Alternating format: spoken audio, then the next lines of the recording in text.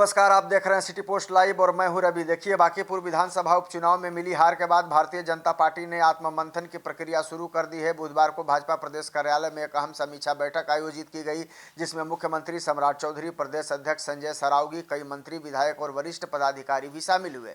बैठक में उपचुनाव के परिणामों की विस्तृत समीक्षा की गई और यह जानने की कोशिश हुई कि आखिर पार्टी से कहां चूक हुई और किन कारणों से भाजपा अपने मजबूत गढ़ माने जाने वाले बांकीपुर में जीत दर्ज नहीं कर सकी। अब बैठक में बूथ स्तर के प्रदर्शन, चुनाव प्रचार, कार्यकर्ताओं की सक्रियता और विपक्ष की रणनीति सहित कई मुद्दों पर विस्तार से चर्चा की गई। पार्टी नेतृत्व ने स्थानीय नेताओं और कार्यकर्ताओं से फीडबैक भी लिया ताकि हार के वास्तविक कारणों का आकलन किया जा सके। सूत्रों के अनुसार बैठक में भविष्य की रणनीति और संगठन और मजबूत बनाने पर भी विचार विमर्श किया गया। समीक्षा बैठक के बाद एक तरीके से कहिए कुम्हरार से भाजपा विधायक जो संजय गुप्ता ने मीडिया से बातचीत की और उन्होंने यह कहा कि मुख्यमंत्री सम्राट चौधरी और प्रदेश अध्यक्ष के साथ बांकीपुर उपचुनाव को लेकर गंभीर चर्चा हुई है। उन्होंने कहा कि बांकीपुर की जनता का भरोसा भाजपा पर हमेशा रहा है, लेकिन इस चुनाव में विपक्षी दलों ने अलग रणनीति अपनाई। उनके अनुसार जिस तरह दिल्ली विधानसभा चुनाव में कांग्रेस के वोट आम आदमी पार्टी की ओर शिफ्ट होने की चर्चा हुई थी, उसी प्रकार बांकीपुर में कांग्रेस और राष्ट्रीय जनता दल के कार्यकर्ताओं ने जनसुराज के पक्ष में काम किया। संजय गुप्ता ने दावा किया कि कांग्रेस और राजद के कई कार्यकर्ता जनसुराज उम्मीदवार के समर्थन में प्रचार करते दिखाई दिए और विपक्ष का पूरा वोट एक दिशा में चला गया। उन्होंने यह भी कहा कि यदि यही जो भाजपा की हार का प्रमुख कारण बना है। हालांकि उन्होंने स्पष्ट किया कि इस हार से भाजपा के कार्यकर्ता निराश नहीं है। बैठक में सभी कार्यकर्ताओं से कहा गया है कि वो फिर से जनता के बीच जाएं, संगठन को मजबूत करें और पहले की तरह पूरी सक्रियता के साथ काम भी करें।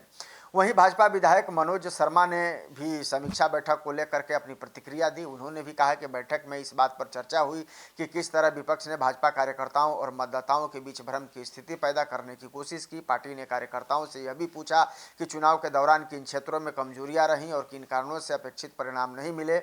उन्होंने बताया कि कार्यकर्ताओं को निर्देश दिया गया है कि वे बांकीपुर क्षेत्र में लगातार जनसेवा के कार्यों में जुटे रहें और आम जनता से संपर्क भी बढ़ाएं। बांकीपुर विधानसभा चुनाव के नतीजों में जनसुराज के संस्थापक प्रशांत किशोर ने 64,151 वोट दर्ज किए हैं, यानी कि प्राप्त किए हैं, और उसको लेकर के उन्होंने शानदार जो जीत है वो भी दर्ज की है।